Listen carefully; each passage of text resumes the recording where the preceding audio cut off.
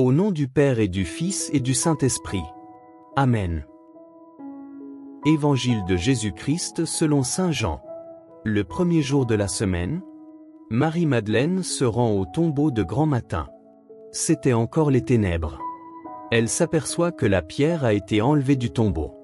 Elle se tenait près du tombeau, au dehors, tout en pleurs.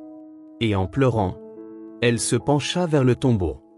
Elle aperçoit 2 anges vêtus de blanc, assis l'un à la tête et l'autre aux pieds, à l'endroit où avait reposé le corps de Jésus.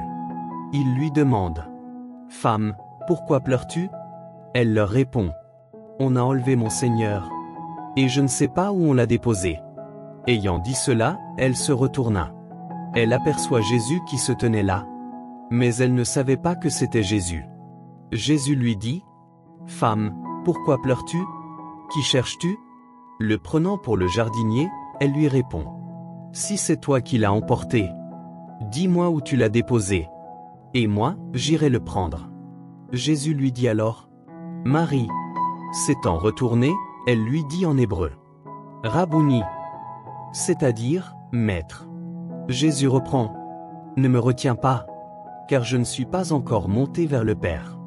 Va trouver mes frères pour leur dire que je monte vers mon Père et votre Père, vers mon Dieu et votre Dieu. » Marie-Madeleine s'en va donc annoncer aux disciples: « J'ai vu le Seigneur. » Et elle raconta ce qu'il lui avait dit.